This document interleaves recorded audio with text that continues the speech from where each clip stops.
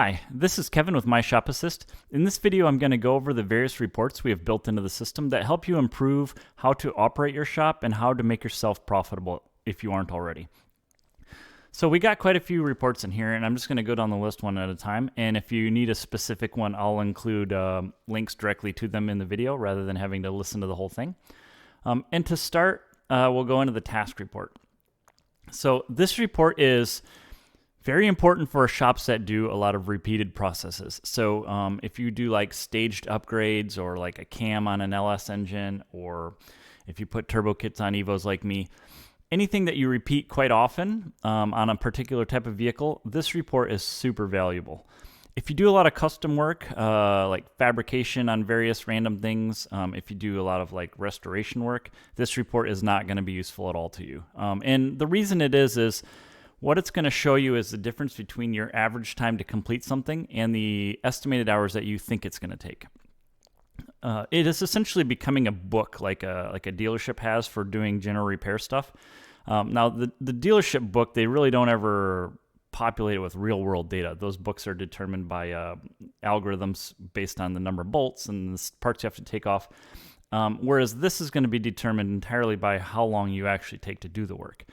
So what we have here is a list of your tasks on the left, the number of times you performed it, the estimated hours you have for it, and the actual time it took you over an average of the actual times you've taken to do it. And this report is done over a date range of about a month by default. So if you want to get better data, it works better to stretch it out. Like, let's just run it for a year. So we can run the same report for over a year. It's going to pull all the data and the number of times we did everything. And so here's some instances, right? So axle rebuilds, we've done 8 of them in the last year. Rear diff installs, 3 of them. And so you can just go down the list and see what you've done a bunch of. And what you want to do is you want to look at these and see if your estimated hours is above the actual time it's taking you to do it. If it is not, you need to either raise your estimated hours or there's something going on with your install. And that can be either a technician issue or like maybe you don't have the correct tools to do it in the time you think it should take you to do it. But most of the time it's just going to be you're underestimating the time it takes to complete something. So if we look at a couple of these, and let me see what we got here. So if we look at this one, this is a brake caliper install on Evo 10s, and this is an Evo 9, but they take the same amount of work for each of them. One of them we were at 3.27 hours, so we were a little slow. And this one here, we were right on the estimate. And so what we can determine from this is if we're estimating 2 hours to do some brake calipers on Evos, 2 hours is actually probably not enough based on these two here. This one is pretty close where it probably won't make that big of a difference as far as the profitability goes, but this one we're way over on actual hours. And that could be, like I said, it could be a couple different things. It could be just you were working on 3 things at once and you kind of jump back and forth and the timer is not super accurate, or maybe you had problems with it, like a bolt got stuck. But that's the kind of things to look at. And the more often you do it, the more likely the time average is going to be accurate. So here's another one here. So like putting a wideband on a car. So we've got 2.3 hours. This one we didn't record. And it's important to note that if it's a 0.0, we do not include it in the average. We exclude them. So only the ones with actual time are included in the estimate for the average time to do something. Here's one where we did pretty good. This one's one we did very good on. This one's a little slow. So clearly in a wideband install, we are pretty commonly averaging over what our estimate is. And we can look at that here based on the wideband. We've done 12 of them and we're at 2.2. So I obviously need to raise the price or raise the estimated time it takes to complete this.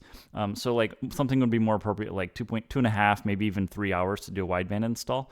And a lot of times that is because, if you're just putting the gauge in, it's not that unreasonable to assume it's only going to take an hour and a half. But if you have to take a downpipe off, weld the bung in, that can add almost another hour to the job. And so that's the kind of information you're going to be looking for. This repeated processes that you do over and over again and that you can build an actual average on. Like I said earlier, that if you're doing custom work, and I have a catch-all that I use on here as well. It's called miscellaneous work.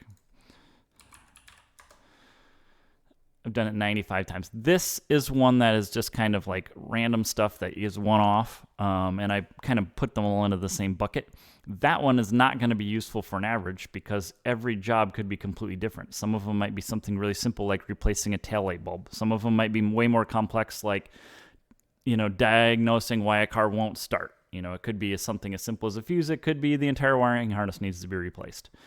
So that's why this one, I don't always use an estimated hours on it. So there's a lot of zeros on here because it's not something you can estimate. It's just something you do straight hourly. And I charge hourly for that as well. It's not something that I do fixed rate like a lot of my other tasks. Okay, so that's the task report. It does let you determine what you should be charging for the tasks you offer. The next on the list is the part sales report. This one is a newer report that we added in this new version. Several people asked for it, and we have different variations on how to view the report based on what people asked for. And so the basics of it is this is going to be, there's a drop down here that's going to have 3 options. And I know you can't see the drop down on the video here, but it says parts created date, job complete date, and active jobs. The part create date, the first one, is going to be any parts that were added to a job within this date range. It's going to show you all the parts, the number of them, the wholesale price, the retail price, and then the profit. And if you scroll to the bottom, it will total it out for you. Now, my wholesale prices are not always populated. My retail prices always are because that's the invoice the customer gets. But the wholesale price, sometimes I don't have it when I order the parts, and so I don't always fill it in on the job. But it does, if you do that properly, then you will have a correct totals out at the bottom here. But this is just going to show you like approximately what I believe people wanted the report for was to see how much in inventory they have on active jobs. And so this kind of gives you an idea like of what is pending on jobs. The second one is going to be job completed date. And so this is going to show you parts on jobs that were completed within the date range. And so here you're going to see like these would be parts that are sold. So essentially when the job is done, what has been paid for in the last month or so. And then you can get totals for that as well. And then the last one is going to be the active jobs. And so this is going to be really a total amount of money that is allocated into parts for all the jobs you have at the shop. And they could be also in like scheduled ahead of time, but this is going to be a lot more money than the actual completed or recently added ones. So this is just like the amount of money and parts you might have, and I guess you can't see it on this here, but the totals are at the very bottom of this list here. So that's the parts report. You can search for anything if you need it, and it will show you what jobs it's on if you needed to do that way as well. Okay. The next report is also a new report for this new version. It's not so much as a report as it is more of like an activities, what's going on at the shop report. On this page, it will show you what is on site. So vehicles that are on location, essentially, if you have flagged them as on site. And you can also flag jobs as in progress here. It's more or less just a way to see what jobs are at your shop and what's being worked on. And it's newer report and might need some more refinement. If anybody has ideas that uses it, what else we could do to improve this report. It was obviously requested, is why we added it. And I personally don't use it at my shop. The only time I click these buttons are to show people. But if you do, this is a report that you have if you want to see what's at your shop.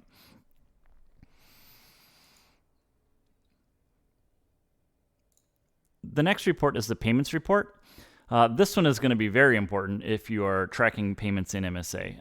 And so this will show you every payment that you've tracked on any job. And basically, it will list the customer's name, the amount they paid, if you're using a reference number, the method of payment, and if it's a card, what the authorization codes are. And you can search for anything on here, but basically this is going to show you what's going in as like revenue through the shop. A kind of second part to this is the transactions report. If you use the credit card processing through MSA, this transactions report will be useful. Basically, if anybody has like a declined card or if they're trying to pay online and they say they're having a problem, you can come in here and you can run the report to see why it failed. And so it will come in here and it will say like approved, or if it failed, why it failed. And so these reports are helpful for determining, like why a card didn't run.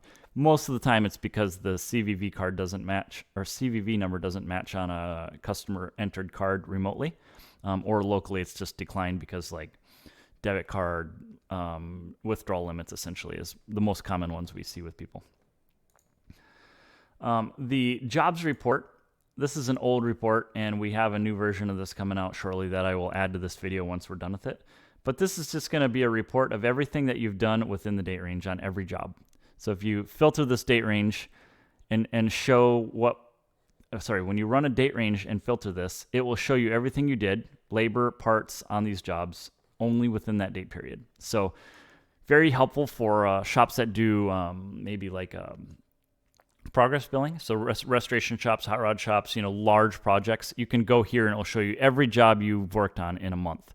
And then you can export them one at a time if you need to do QuickBooks. It's just a central location to see what was done, and that's the easiest way for like office people to see, what they need to be billing the customers. You can export this to a CSV file, and then you can export all to QuickBooks if you want to do all of them at one time.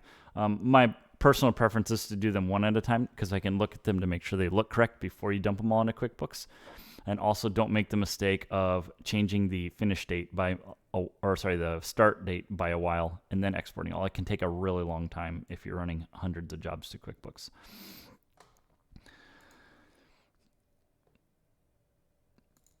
The completed jobs report is a new one for us as well. This is added in the last probably month.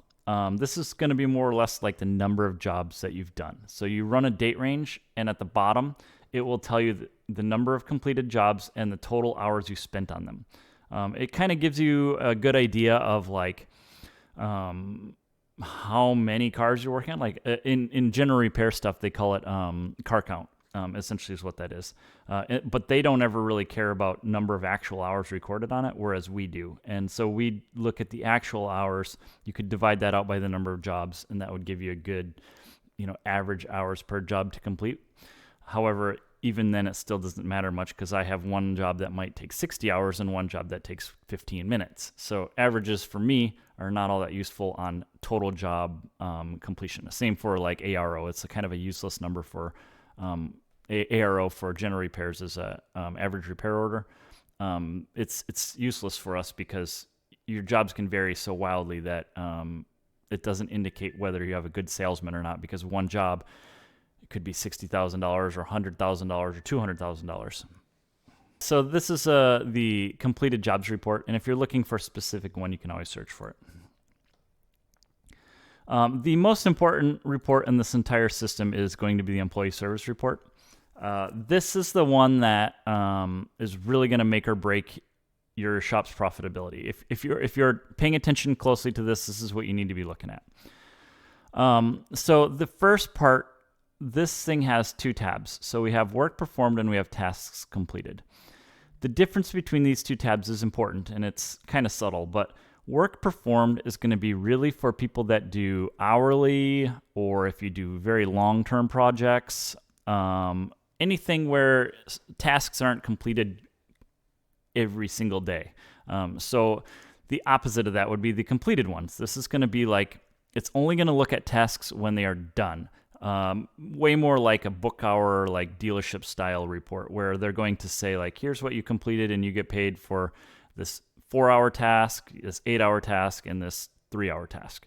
Whereas work performed is only going to look at like, oh, you did 3 hours on Jim's car on Monday. You did 8 hours on, Hank's car on Thursday. And it's just going to keep tracking all the hours you did every day.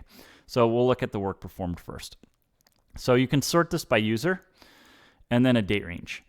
And so ideally you would be looking at like probably the last 2 weeks. So it's the 12th today. We'll just look at all of February. So all of February, what I've done since February 1st. And the two different graphs are, and there's actually 3 of them, but 2 of them are only generated and 1 of them is calculated. The clock hours is going to be clocking in and out every day right here. So if you clock in at the beginning of the day and clock out, that generates this blue line. So you're going to see up and down depending on how many hours you are there every day. The second line, task hours, is the number of hours you're going to be working on particular tasks. So I am not particularly great at this because I spend a lot of time jumping back and forth between two businesses, right? So I'm working on cars and sometimes I'm working on software helping people. So I'm not consistently working 8 hours a day on cars. If you have a technician that is nothing but a technician, they usually have very consistent both clocked hours and task hours. I have a part-time guy that helps me out, and I can see what days he was in and what he was working on. So he obviously was clocking in and he was running tasks when he was there. So that's what you're going to be looking for. And then below it is going to show the details of what they were doing. So it gives you the actual information of what tasks and what vehicle it was being worked on.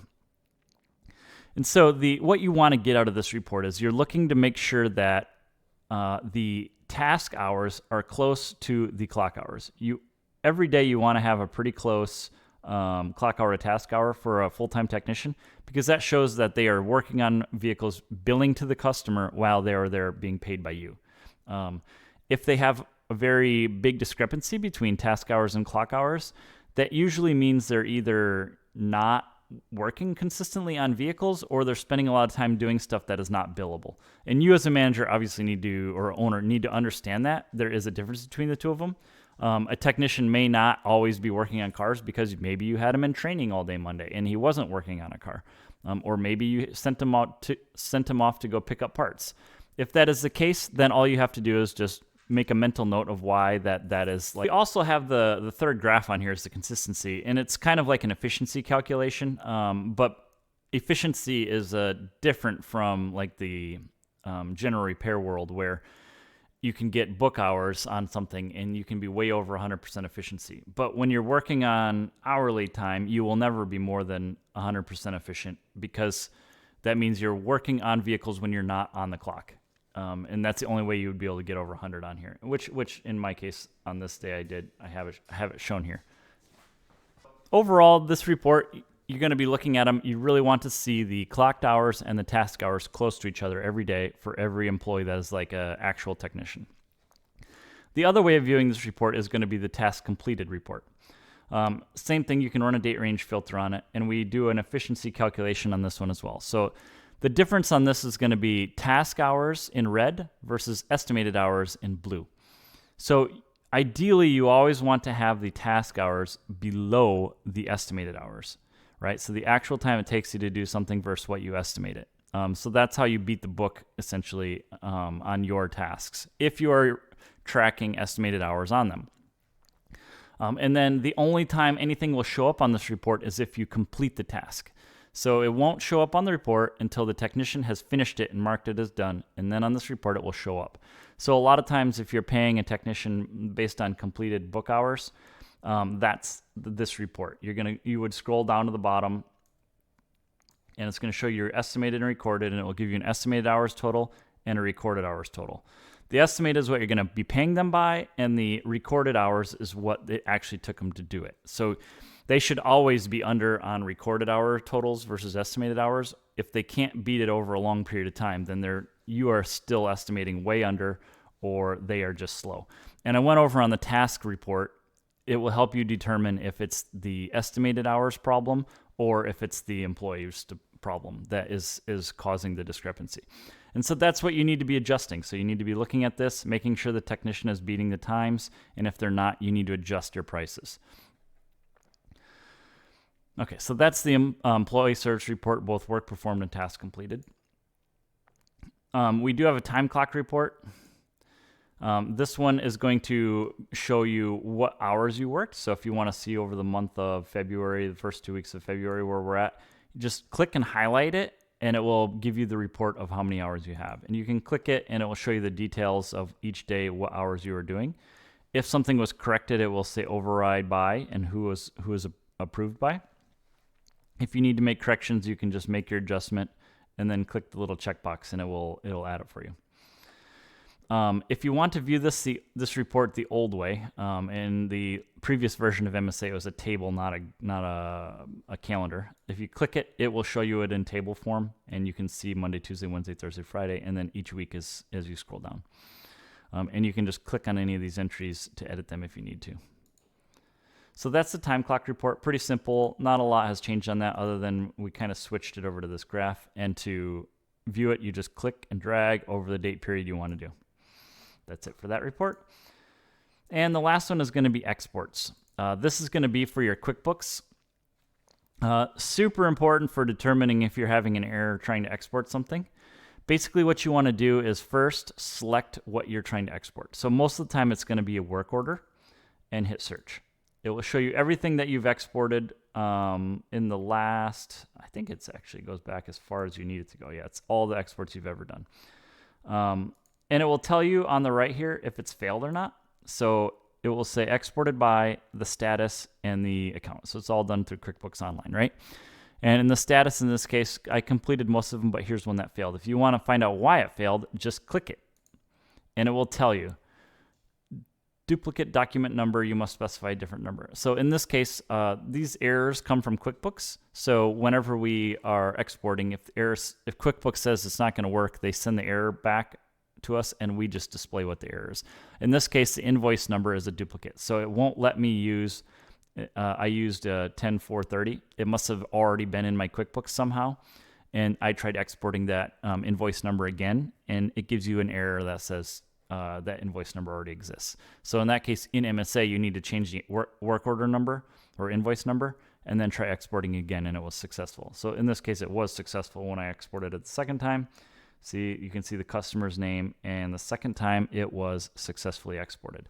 So that's really all you need to use to view this report. Just look at the job. If you get a failed one, just click it, and it will tell you why it failed. And you can actually sort by stuff that failed if you want to see all your failures. And so it will give you more variation in why you got errors. So there's another work order one, work order failure, work order failure. Let's see if I can find something different. Business validation error. Okay, this is one where task needs to use the new sales tax. So that one is a little more complex, but at least it's somewhat easy to figure out what it is.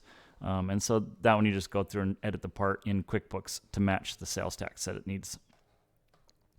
So that's it for this report. Anytime you get an error, just run the report. You can select all the statuses, and it will show you all the exports and what was successful or not. Okay, that's it for the reports. If you have any questions, just feel free to contact us at kevin@myshopassist.com, or you can reach out to us. We have the phone number listed on the website as well. All right, thank you.